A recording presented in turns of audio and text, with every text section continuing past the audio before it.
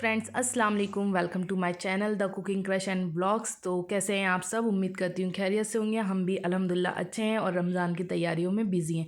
तो आइए हम ब्लॉग को शुरू करते हैं। सबसे पहले अगर अभी तक आपने हमारे चैनल को सब्सक्राइब नहीं करा है तो जल्दी से चैनल को सब्सक्राइब कर लें ताकि ऐसी बढ़िया बढ़िया वीडियोज़ के नोटिफिकेशन सबसे पहले आपको मिले। तो यहाँ सबसे पहले मैं बना रही हूँ बनाना प्लम केक। तो ये ऐसी चीज़ है जिससे आप रमज़ान में जो आपको क्रेविंग होती है आफ्टर इफ्तारी, कुछ स्वीट मीठा खाना है, कुछ चॉकलेटी खाना है, तो ये प्लम केक बनाइए और आप आराम से 3-4 दिन इंजॉय कर सकते हैं।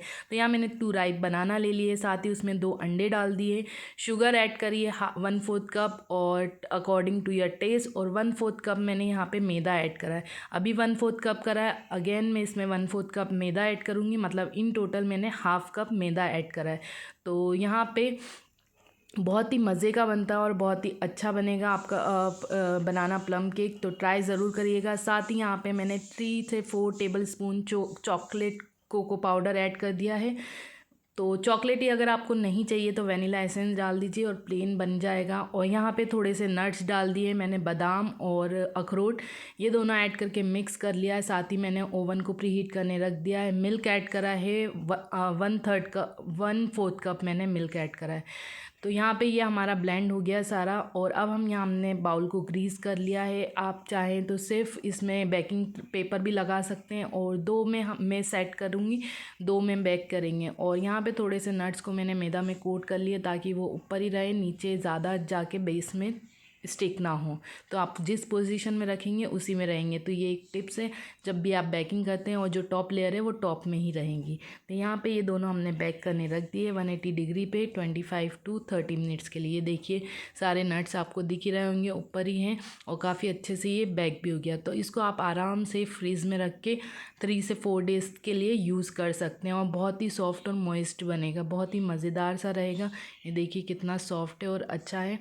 तो ट्राई ज़रूर करिएगा। तो ये बना के रख लीजिए, आपकी रमज़ान की क्रेविंग वाली जो आपकी सिचुएशन होती है वो ख़त्म हो जाएगी। तो आराम से बच्चे भी खा सकते, बड़े भी खा सकते, सब लोग खा सकते। तो इन्जॉय करें, पर रमज़ान में ध्यान रखें ज़्यादा ओवर ईटिंग भी ना करें।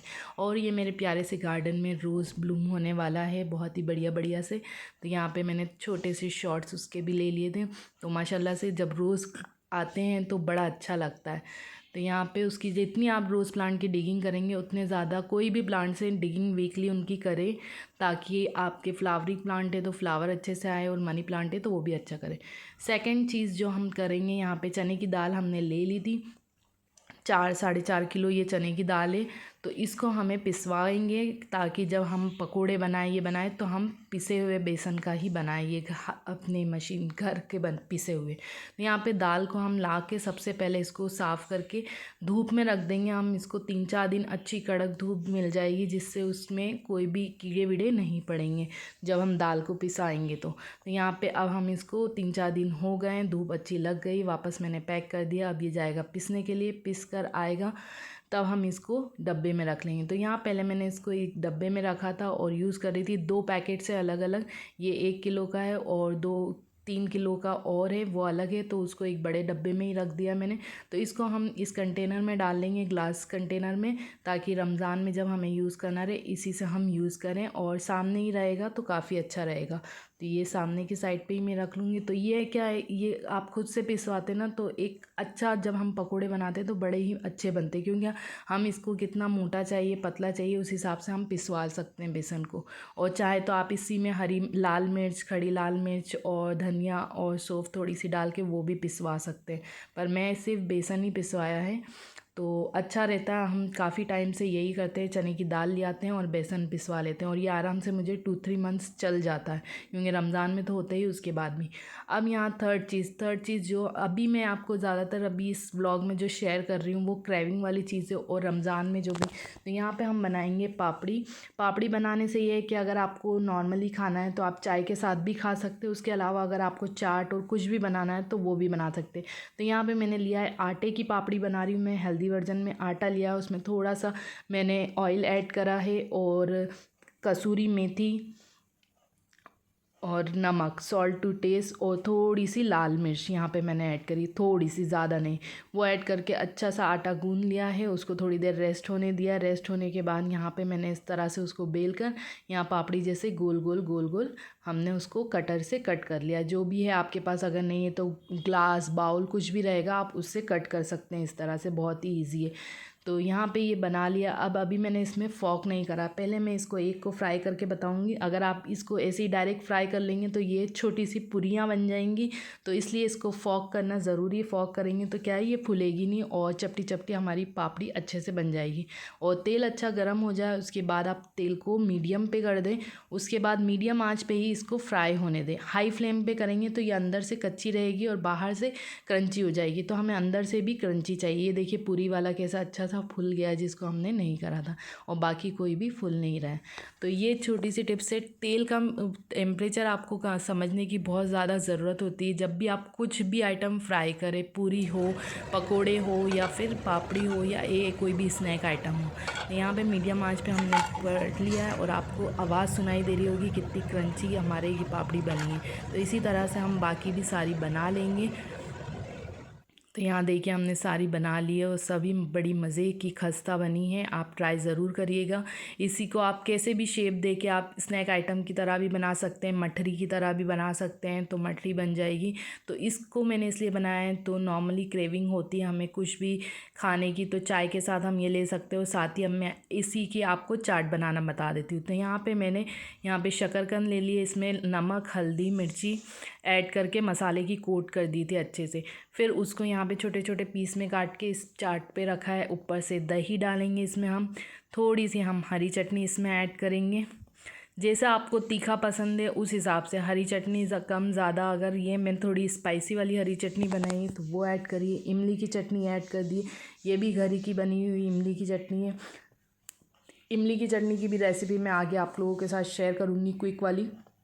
साथ ही प्याज, टमाटर, खीरा, जो भी आपको डालना है वो आप डाल सकते हैं। तो यहाँ पे मैंने प्याज डाल दिए, टमाटर डाल दिए हैं। और अब हम इसमें एक और बार दही और इमली की चटनी और ये सब डालेंगे। थोड़ा सा नमक डालेंगे, सॉल्ट टू टेस्ट। लाल मिर्च थोड़ी सी ऐड करेंगे। यहाँ मैंने अगेन दही डाल दिया, इसमें इमली की चटनी डाल देंगे थोड़ी सी। जितना आपको मतलब फ्लेवर के हिसाब से कम ज़्यादा आप चीज़ें अपनी कर सकते हैं। थोड़ी सी हरी चटनी ऐड कर दिए। और अब इसमें हम ऊपर से डाल देंगे आलू भुजिया सेव। तो आलू भुजिया सेव डाल सकते हैं आप, अनार डाल सकते हैं इसमें, चने हैं तो चने भी डाल सकते हैं। और अब इंजॉय करें रमज़ान में इस तरह की चाट बना के अपने फैमिली के साथ, या अगर आप दावत करते हैं तो दावत के लिए भी बहुत अच्छा आइटम है। आप बना के रख सकते हैं और ये ख़राब भी नहीं होगा और देखने में भी काफ़ी टेम्पटिंग लगता है। तो इसको बाकी जो भी मैंने मठरी थी उसको ग्लास जार में इस तरह से स्टोर कर लिया है, तो ये बाहर भी रहेगी तो बिल्कुल ख़राब नहीं होगी। तो हम इसको बाहर ही रखेंगे इस तरह से एयर टाइट जार में। तो अब हम लोग रमज़ान आ रहे हैं, तो उससे पहले ही हमें जो भी सामान लाना है वो भी हम लोग ले आए थे। थोड़ी सी सब्जियां हैं, शिमला मिर्च, अनार, टमाटर, खीरा, बीट रूट, दालें, ये सब है। तो इनको भी हम जल्दी से फ़िल कर देते हैं। यहाँ पे जार से ये सब हमारे धुल गए हैं, तो अब इनमें हम फ़िल कर लेंगे। तो क्योंकि रमज़ान में सबसे इम्पॉर्टेंट जो ये किचन का काम, क्लीनिंग हो जाए किचन में, ये सारी चीज़ें फ़िल हो जाए ना, तो आप रिलैक्स रहते हैं। तो ये सब चीज़ें भी हम फ़िल कर लेते हैं। तो आप लोग देखिए तब तक के, और आप लोग बताइए क्या क्या आप लोगों ने काम ख़त्म हो गया। अब अल्हम्दुलिल्लाह से कल से रमज़ान शुरू हो जाएंगे इंशाल्लाह। और यहाँ पे दाल मुझसे गिर गई थी। तो क्या क्या तैयारी आप लोगों की ख़त्म हो गई। उम्मीद करती हूँ आप लोगों की भी सारी तैयारी ख़त्म हो गई होगी। मेरी भी अल्हम्दुलिल्लाह सारी तैयारी ख़त्म हो गई है। अब बस हमें सिर्फ़ और सिर्फ इबादत पे फ़ोकस करेंगे इंशाल्लाह। और अपनी दुआओं में मुझे भी याद रखें, मेरी फ़ैमिली को भी याद रखें, और इंशाल्लाह हम भी आप सबको दुआओं में याद रखेंगे इंशाअल्लाह। आमीन। अल्लाह बस हमारी दुआओं को, हमारी नमाज़ों को, हमारे रोज़े को अपनी बारगाह में कबूल फ़रमाए और हर साल हमें इस इबादत का मौका नसीब फ़रमाए। आमीन। तो यहाँ पे दालें हम सब फ़िल कर लेंगे। वैसे तो रमज़ान में हम लोग तो इतना ज़्यादा खाना खाते नहीं है, सहरी हो जाती है, उसके बाद सीधे इफ्तारी, इफ्तारी के बाद फिनिश। आप लोग खाना बनाते हैं, खाने में क्या क्या वैरायटी बनाते हैं वो सब ज़रूर शेयर करिएगा, कमेंट करके ज़रूर बताइएगा। और मैं भी इंशाल्लाह जो भी रमज़ान के व्लॉग रहेंगे वो आप लोगों के साथ जितना पॉसिबल रहेगा वो सब शेयर करूँगी। तो यहाँ पे हमने दाल फ़िल कर ली है, और साथ ही यहाँ पे चाय पत्ती, शक्कर, ये सबसे इम्पॉर्टेंट चीज़ है। खाने की ज़रूरत हो ना हो, चाय की पत्ती तो हमें रमज़ान में भी सबसे पहले इफ्तारी के बाद हमें चाय की ज़रूरत होती है, और सहरी में भी हम लोग चाय पीते ही पीते हैं। तो ये ऐसी चीज़ें जो हर घर में सबसे इम्पॉर्टेंट कैरेक्टर प्ले करती है। सही कहा ना? अगर सही है तो कमेंट करके बताइएगा। और यहाँ पे अब मैं एक टिप शेयर करूँगी। तो दाल को आप इस तरह से क्लिप लगा के भी रख सकते हैं, पर मैं क्या करती हूँ, अगर मुझे लग रहा है कि लॉन्ग टर्म के लिए, तो या तो मैं उसको फ्रीज़ में रख देती हूँ या इस तरह से गैस पे उसको लॉक कर देती हूँ। तो गैस पे एक बार लॉक हो जाएगी ना, तो इसमें ना ही कीड़े पड़ेंगे ना ही हवा जाएगी, और ये काफ़ी अच्छे से प्रिजर्व हो जाएंगे। और अब बारी आई लहसुन। लहसुन भी ऐसी चीज़ है जो रमज़ान में भी कुछ ना कुछ हम जब बनाते हैं तो हमें थोड़ी बहुत चीज़ों में ज़रूरत लगती रहती है। तो यहाँ पे लहसुन को भी हम लोग छील के स्टोर कर लेंगे। तो इसको भी आप लॉन्ग टर्म के लिए फ्रीज़ में रख सकते हैं, 1 मंथ के लिए ख़राब नहीं होगा। बस ये है कि जब भी आपको चाहिए निकालिए और इमीडिएटली अंदर रखिए। आप ऐसा नहीं कि आपने निकाल लिया, आधा 1 घंटा बाहर है फिर आप अंदर रख रहे हैं, नहीं। लहसुन और ये मटर, ये सारी चीज़ें जो फ्रोज़न आइटम अगर आप फ्रीज़ करते हैं एक बार, तो उनको लीजिए, इमीडिएटली निकालिए और वापस रखिए। तो ये नया लहसुन था, थोड़ा सा गीला था, तो यहाँ मैंने धूप में रख दिया। उसके बाद थोड़ी देर बाद मैं इसको छील लूँगी। और ये देखिए कितना अच्छा फ्रेश मिंट हम मेरा ग्रो हो रहा है माशाल्लाह से। तो रमज़ान में फ्रेश मिंट से बढ़िया बढ़िया चटनियाँ बनाएंगे हम और पुदीना भी काफ़ी अच्छे से ग्रो हो रहा है माशाल्लाह। तो यहाँ पे सारा लहसुन यहाँ पे छिला गया था। अब इसको मैं एक डब्बे में स्टोर कर लूँगी। और जब स्टोर करें तो ध्यान रखें, अगर इसमें कोई ख़राब वाला है लहसुन, क्योंकि अंदर से कोई कोई ब्राउन होता है, तो वो वाले को आप स्टोर मत करिए। देखिए इस तरह से, तो उसको अलग निकाल दी, क्योंकि एक भी ख़राब रहेगा तो पूरा ख़राब हो जाएगा। तो ख़राब चीज़ धनिया पुदीना में भी यही है कि अगर एक भी ख़राब हो रहा है आप उसको साफ़ करते रहिए, अगर ख़राब है तो बाहर निकाल दीजिए, तो वो लॉन्ग टर्म के लिए स्टोर रहेगा। तो यहाँ हमारा लहसुन भी हो गया स्टोर। और ये देखिए मैं अभी अपने किचन के काम में ये इसमें बिज़ी है, तो पापा बेटी को पढ़ा रहे हैं अभी माशाल्लाह से। अब नेक्स्ट जो रेसिपी मैं आप लोगों के साथ शेयर कर रही हूँ वो इमली की चटनी। इस बार मैं कोई भी ज़्यादा आइटम फ्रीज़ करके रखने की मैं मूड में नहीं हूँ, मैं फ़्रेश ही बनाऊँगी इंशाल्लाह से। और क्योंकि अभी मेरा बिज़ी टाइम भी चल रहा है, लाइबा के अभी पेपर्स चल रहे हैं, शुरू हो जाएंगे रमज़ान में ही, तो मेरे को अभी ज़्यादा टाइम उसको देना पड़ रहा है कि मैं अभी रमज़ान में इतना मुझे उस पर फोकस नहीं करना पड़े।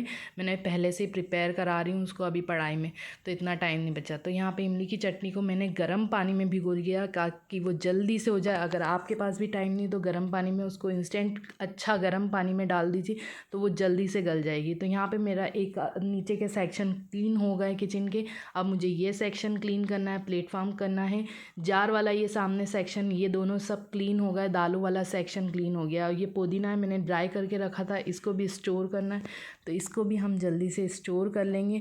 तो यहाँ पे इमली की चटनी जब तक कि गल रही, जब तक कि जो काम है प्लेटफॉर्म का, अभी हमारा डिनर हो गया कंप्लीट। और यहाँ देखिए अभी इतनी सी देर में ये इतनी गल गई है। यहाँ पे प्लेटफॉर्म साफ़ कर लेंगे, दूध गर्म हो गया है यहाँ का, ये भी क्लीन करना है, बर्तन धुल गए हैं उनको जमाना है।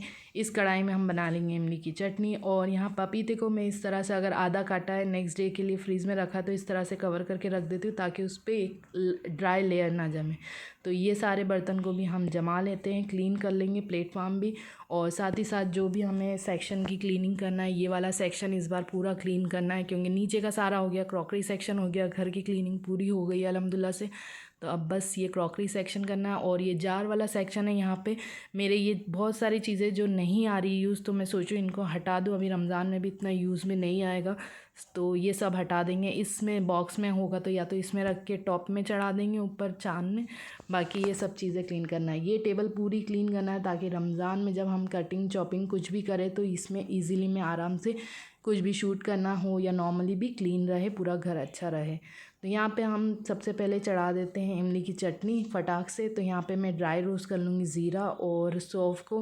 तो यहाँ पे मैंने ज़ीरा आधा लिया है और सौंफ उससे डबल क्वांटिटी में लिया है।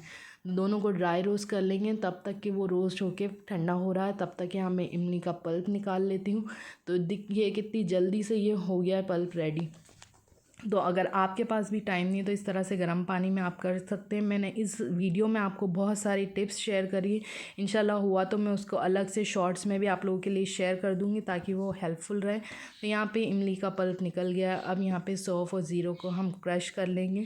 तो ये फ्रेश और सौंफ और ज़ीरा का कितनी अच्छी खुशबू आती है जब हम ऐसी चीज़ें करते हैं। तो यहाँ पर तेल ले लिया है मैंने 1 टेबल स्पून, इसमें हम सौंफ और ज़ीरा ऐड कर देंगे और फ्लेम को हम लो ही रखेंगे। जितनी लो फ्लेम पे अभी उसको हम पूरा वर्क करेंगे। पहले मैं सारी चीज़ें इसमें डाल दूँगी और फिर आराम से वो कुक होता रहेगा। और यहाँ पे जो इमली का पल्प है वो मैंने लिया है 350 ग्राम है कुछ, तो इसको पूरा नहीं यूज़ करूँगी मैं, हाफ़ यूज़ करूँगी और हाफ़ फ्रीज़र में रख दूँगी। हाफ़ या जितना भी मैं आपको बता देती हूँ कितना मैं यूज़ कर रही हूँ। तो यहाँ पे ये ज़ीरा हल्का सा फ्राई हो जाए उसके बाद हम इसमें ऐड कर देंगे गुड़। तो यहाँ पे गुड़ मैंने ले लिया है, जितना मैंने इमली की चटनी अगर मैं 150 ग्राम ले रही हूँ तो यहाँ पे गुड़ मैंने लिया है 200 ग्राम। और फिर अगर इसमें और लगा तो और इंशाल्लाह बाद में ऐड कर सकते हैं आप। तो यहाँ पे 250 ग्राम मैंने गुड़ लिया है और 150 ग्राम इमली का पल्प लिया है। ये अराउंड 4 टेबल स्पून, जो स्पून मैं अभी यूज़ कर रही हूँ वही स्पून से। और यहाँ पे ये बाउल में पानी था तो ये भी मैं इसी में ऐड कर दूँगी। तो इससे और फ्लेम लो रखेंगे इसको। लो फ्लेम पे जितना अच्छा से ये कुक होगा ना उतना अच्छा इसमें फ्लेवर इन्हेंस होगा। थोड़ा सा हम जिंजर इसमें क्रश करके डाल देंगे। अगर आपके पास जिंजर पाउडर है तो आप वो भी यूज़ कर सकते हैं, जिसे हम सोट बोलते हैं, वो भी ऐड कर सकते हैं। और फ्रेश डालेंगे तो भी ज़्यादा अच्छा है, उससे काफ़ी अच्छा फ्लेवर आता है। तो यहाँ पर मैंने फ्रेश थोड़ा सा क्रश करके डाल दिया, इस तरह से खिसक दिया है। तो ये कुछ आप पकड़ के चलें अपनी फिंगर का 1/4 लिया है मैंने। तो ये क्रश हो गया है, इसको कुक होने देंगे। अब इसमें मसाले ऐड कर देंगे। मसाले में हम लाल मिर्च ऐड करेंगे, थोड़ा सा सॉल्ट ऐड करेंगे। अगर आपको मीठा ज़्यादा पसंद है तो सॉल्ट कम और गुड़ ज़्यादा रख सकते हैं। मैं नॉर्मल जितनी जैसी हमें इमली की चटनी पसंद है वैसा हम टेस्ट करेंगे। तो यहाँ पे मैंने 1.5 teaspoon red chili powder add करा है, थोड़ा सा सॉल्ट ऐड करा है और थोड़ा सा मैं ब्लैक सॉल्ट भी ऐड करूँगी। दोनों सॉल्ट मैं ऐड करूँगी। आप चाहें तो सिर्फ ब्लैक भी यूज़ कर सकते हो, सिर्फ वाइट भी यूज़ कर सकते हैं। तो यहाँ मैंने 1/4 टीस्पून मैंने ब्लैक सॉल्ट लिया है और हाफ़ टी स्पून मैंने नॉर्मल सॉल्ट लिया है। तो अच्छे से इसको मिक्स कर देंगे और बॉईल होने देंगे और जब तक कि हम अपना काम करते रहेंगे। तो यहाँ पर मुझे लग रहा था गुड़ थोड़ा कम है तो मैंने और 50 ग्राम मिला दिया, मतलब इन टोटल मैंने 300 ग्राम इसमें गुड़ ऐड कर रहा है। तो अगर आपको लगे पानी कम ज़्यादा है, क्योंकि ये अभी तो पतला है पर ठंडा होने के बाद थोड़ा सा थिक होगा, तो आप उस हिसाब से जैसे आपको थिक चटनी पसंद है तो थिक यूज़ करिएगा। तो यहाँ पे ये हमारी चटनी अच्छे से तैयार हो गई है। और तब तक जब तक हमारी चटनी पूरी तैयार हो गई हमने ठंडा होने के लिए साइड में रख दी। अब यहाँ हम चिमनी की क्लीनिंग कर देते हैं और बहुत ही सिंपल से जल्दी से हमारी चिमनी क्लीन हो जाएगी हमारे घर के बने हुए ही स्प्रे बॉटल से। तो उसमें मैंने क्या करा है, विनेगर ऐड करा है। 1 कप हॉट वार्म वाटर है, उसमें 1/4 कप विनेगर है और 2 टेबल स्पून बेकिंग सोडा है। ये मिक्स करके आप अपना घर पे ही स्प्रे बॉटल तैयार कर सकते हैं, जिससे आप किचन का कोई भी ग्रीस ईज़िली क्विकली निकल जाएगा। तो यहाँ पे मैं इसी तरह अपनी चिमनी साफ़ करती हूँ। एक ही बार मैं अपनी ये बॉटल लाई थी, जिस बॉटल को मैं यूज़ कर रही हूँ CIF की, ये लिए उसके बाद से जब से मुझे ये टिप पता चली है तब से मैं इसी तरह से करती हूँ और बहुत ही जल्दी। ये देखिए अभी आपके सामने ही मैंने कितनी विदिन अ मिनट्स में अपनी चिमनी साफ़ कर ली है, क्योंकि ये चिमनी वाली ग्रीस टॉप में जो होती है वो इतनी थिक होती है कि आप कितना ही घिस लें, आप सब दूर कचरा भी होता है और इजीली क्लीन भी नहीं होता है। आप घिसते रहिए, अपना हाथ भी ख़राब होते हैं। तो इससे आप करेंगे ना तो बहुत ही जल्दी हो जाती है। आप किचन के कोई भी बर्तन को जब ऑयल वाले रहते हैं, ग्रीसी रहते हैं, उनको इस तरह से इस मेथड से आप क्लीन करें, बहुत ही क्विकली हो जाता है। फर्नीचर भी, ग्लास भी, ये सब चीज़ें मैं इसी से क्लीन करूँगी और फटाफट से यहाँ क्लीन हो जाएगा।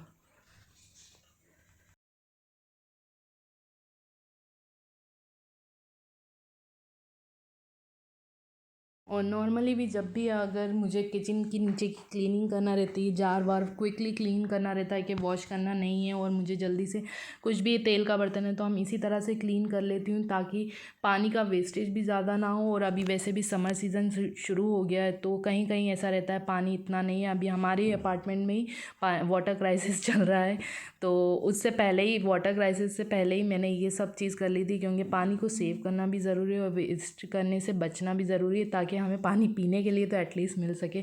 तो गर्मियों में कभी मोटर जल जाती, कभी कुछ, तो ये खैर ये तो सब चीज़ें होती रहती है, हर आप लोगों के साथ भी होता रहता होगा। तो इस तरह से आप क्लीन करेंगे ना तो आपका टाइम भी बचेगा, पानी भी बचेगा और ज़्यादा एनर्जी भी वेस्ट नहीं होगी, क्योंकि हम वॉश करेंगे, वॉश होना फिर उसको सूखना, उसको कंप्लीट 1 डे लग जाता है।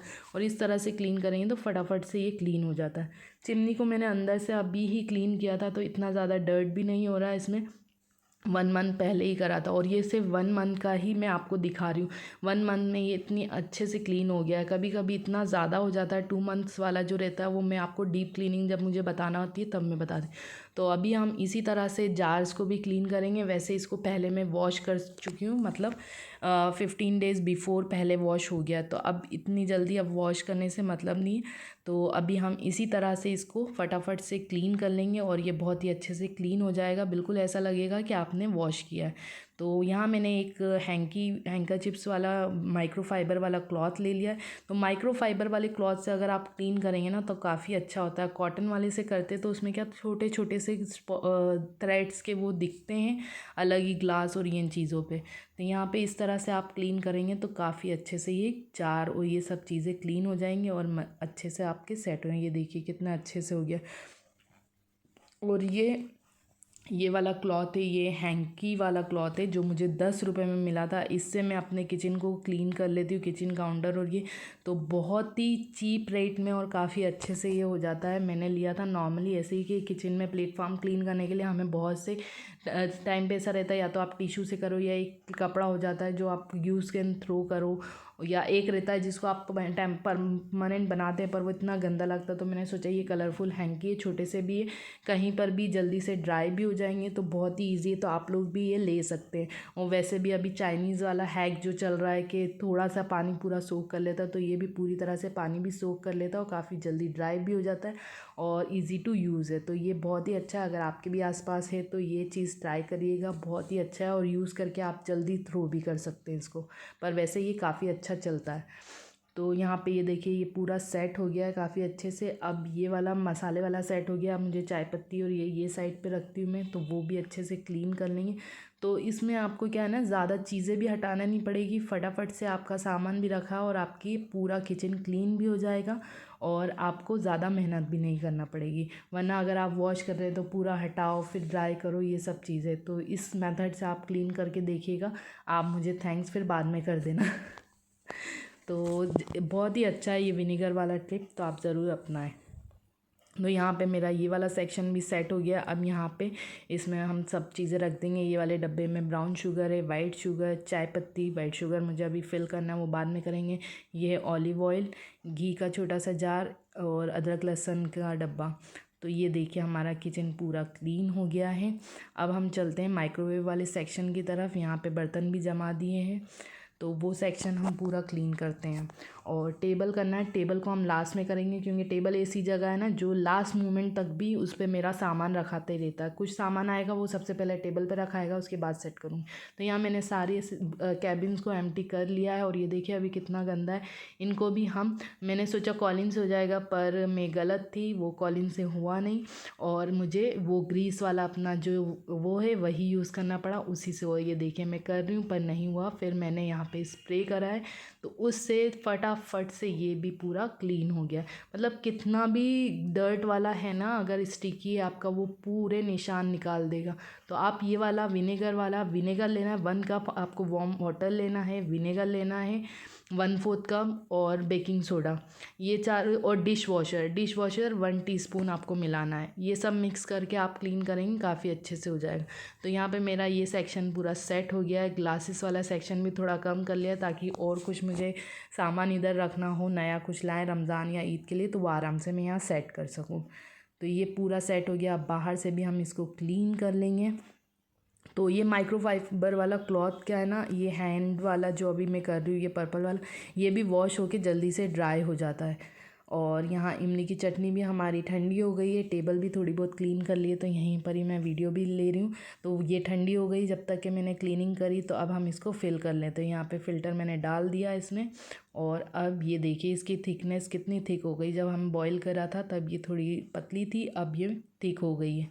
तो यहाँ पे इसको पूरी हमने इसी बॉटल ली है जिससे मैं निकालूं तो बार बार मुझे खोल बंद करके गंदा ना हो, इस तरह से कि निकाल के आप वापस से उसको फिल करके आराम से फटाफट से रख दें। रमज़ान में आपका रश का टाइम रहता है तो ऐसी चीज़ें प्रिफ़र करें जहाँ पे आपको ज़्यादा आपका टाइम इन्वॉल्व ना हो।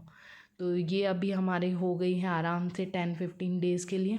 उसके बाद की बाकी हम वापस से फ़्रेश बना लेंगे इंशाल्लाह, क्योंकि शुरू के दिन थोड़े रहते हैं वो ऐसे रहते हैं फटाफट से चीज़ें हो जाए, उसके बाद आप प्रो हो जाते हैं, एक्सपर्ट हो जाते हैं, तो आपका काम फटाफट से होने लगता है। तो ये देखिए इस तरह से ओपन करेंगे, यूज़ करिए और वापस से बंद कर दिए। तो ये मेरे पास बॉटल रखी हुई थी, मैं नई बॉटल नहीं लाई हूँ पहले मैंने सोचा था ग्लास जार में रखेंगे पर वही निकालना करने वाला हेडेक था, तो मैंने सोचा ये बॉटल को ही यूज़ कर लेते क्योंकि अभी हम पानी में तो यूज़ कर नहीं रहे। उसके बाद नेक्स्ट डे अगेन फिर लास्ट सामान के रमज़ान के लिए फ्राइम्स और ये सब लाना था, वो हम लोग लेने गए थे। साथ ही थोड़ा बहुत घर का भी सामान लिया है जो जो बचा था रिमेनिंग, और फ्रूट्स ले आए। तो ये वीडियो बनाने में मुझे लगे हैं आराम से 1 वीक हो गया है, क्योंकि थोड़ा करा है फिर कुछ कुछ उसके बाद के हॉल की क्लीनिंग और ये सब उसका व्लॉग में शेयर कर चुकी हूँ। साथ ही साथ किचन का भी थोड़ा थोड़ा, तो ये इसीलिए पार्ट्स में आपको मिला। और मैंने डेट इसमें मेंशन कर दूँगी कब से कब की है। तो अल्हम्दुलिल्लाह से ये मेरा हो गया था लास्ट थर्सडे कंप्लीट हो गया था किचन वाला आइटम भी। बट व्लॉग एडिट करने में टाइम लग गया क्योंकि लाइबा की अभी एग्ज़ाम की प्रिपरेशन में बिज़ी थी, तो उसके लिए सॉरी। इंशाल्लाह अब जो भी व्लॉग आएंगे वो कंटिन्यू आते रहेंगे, जल्दी जल्दी आएंगे। इसके बाद एक और व्लॉग आएगा कि हमने हॉल को किस तरह से रमज़ान के लिए डेकोर करा। इंशाल्लाह हुआ तो मैं कल ही आप लोगों के साथ शेयर कर दूँगी। तो ये फ्राइम्स में लेके आई हूँ, चिप्स लाए हैं, पापड़ लाए हैं, ये गोल रिंग्स लाए हैं, जो जो मतलब हम लोगों को पसंद है वो लाए हैं। आप लोगों को क्या क्या पसंद है इनमें से वो ज़रूर बताइएगा, और क्या लाते हैं। पापड़ जो ऐसी चीज़ है जो हम लोग ज़रूर लाते हैं, टाइप्स ऑफ पापड़, तो वो हम लोगों को ज़्यादा पसंद है। ये लाइबा के लिए अल्फ़ाबेट वाले फ्राइम्स, फिंगर मेरे पास थे तो वो नहीं लेकर आए, तो ये सारे हम लोग लेकर आए हैं फ्राइम वाले आइटम। यहाँ पुदीना को अब हम कर लेते हैं। यहाँ पे मैंने सारे उसकी डंठल निकाल दिए, इसको हाथ ही से क्रश कर लूँगी क्योंकि हाथ से अच्छा ड्राई हो जाता है ना, हाथ से क्रश इजीली हो जाता है। और आप जब फ्रेश ही क्रश कर, थोड़ा थोड़ा ऐसे ही रखा है क्योंकि जब हम किसी भी चीज़ में डालें तो उसी टाइम फ्रेश क्रश करें ना, तो उसकी स्मेल बहुत स्ट्रॉन्ग रहती है। अगर आप पहले से ही पीस लेंगे तो धीरे धीरे वो, अगर आपका एयर टाइट जार है फिर भी उसकी स्मेल कम होने लग जाती है, खुशबू जो रहती है पुदीने की। तो यहाँ पे मैंने उसको पूरी तरह से क्रश नहीं करा है। तो अभी भी और मैं इसको थोड़ा सा पुदीना ड्राई करके रखूँगी इंशाल्लाह रमज़ान में, क्योंकि बहुत ज़्यादा पुदीना लग जाता है। तो यहाँ पे ये इस तरह से जार में हम स्टोर कर लिया है। तो आई होप मेरी ये वीडियोस आप लोगों को पसंद आ रही होगी। और लास्ट मैंने रमज़ान की प्रिपरेशन हॉल क्लीनिंग की वो शेयर करी थी, अगर आपने वो भी नहीं देखी तो ज़रूर देख लीजिएगा। और इसके बाद एक और छोटी सी टिप्स मैं शेयर करती हूँ कि मैं किस तरह से सब्ज़ी को स्टोर कर लेती हूँ। अगर ज़्यादा है तो यहाँ पे सेम की फली है तो ये ज़्यादा लिया था, इसको वॉश कर लिया, अच्छे से ड्राई कर लेंगे क्लॉथ पे रख कर, उसके बाद कट करेंगे। ड्राई करना ज़रूरी है, अगर आप गीली ही काट के फिर स्टोर करेंगे ना तो वो जल्दी ख़राब हो जाएगी। तो यहाँ पे मैं इसको अच्छे से सुखा लेंगे, फिर इसकी कटिंग करेंगे और फिर इसको स्टोर करना मैं बताती हूँ। तो यहाँ पे आप कपड़े में रख सकते हैं या फिर आप धूप में ड्राई कर लीजिए थोड़ी देर रख के। यहाँ पे ये देखिए पूरी तरह से ड्राई हो गई है। अब हम इसको कट कर लिए, ये देखिए पूरी तरह से कटिंग हो गई इसके अच्छे से। अब यहाँ पे मैंने ज़िप-लॉक बैग ले लिया है, इसको इतनी है कि 2 टाइम बन जाएगी, तो एक मैं अभी बना रही हूँ और बाकी की मैं सारी इसमें ज़िप-लॉक बैग में इस तरह से स्टोर कर रही हूँ, हवा सारी निकाल के। और फिर ये आराम से आपकी स्टोर रहेगी। आप 1 वीक में बनाएं तो ये ख़राब नहीं होएगी। बस ध्यान रखिए ख़राब वाला इसके अंदर बिल्कुल नहीं होना चाहिए। अगर ख़राब वाला है तो उसको बाहर निकाल दीजिए ताकि वो बाकी सब्ज़ी को ख़राब नहीं करे। और ये एज़ इट इज़ जब आप नेक्स्ट टाइम बनाएंगे तो ये ग्रीन ही आपको मिलेगी। तो यहाँ पे फ्रोज़न मटर को भी मैं किस तरह स्टोर करती हूँ, इसी तरह या तो आप जार में भी कर सकते हैं, पर मैंने जार में इसलिए नहीं करा क्योंकि अभी रमज़ान के टाइम में फ्रीज़र में इतनी सारी चीज़ें रहती है तो हमें स्पेस की ज़रूरत होती है। तो यहाँ पे मैंने मटर निकाले हैं, फटाक से जितनी मुझे ज़रूरत है मटर उतने मैं निकालूंगी और वापस से इस कवर को पैक करके वापस से रख दूँगी। आप चाहें तो ज़िप-लॉक में भी रख सकते हैं। तो यहाँ पे ये मैंने सारी टिप्स आप लोगों के साथ शेयर करी है। आई होप आपको ये मेरी सारी टिप्स पसंद आई होगी। वीडियो पसंद आई तो लाइक शेयर कमेंट करके ज़रूर बताएं, और क्या क्या आपने रमज़ान के लिए स्पेशल तैयारी करी है वो भी कमेंट करके बताएं। और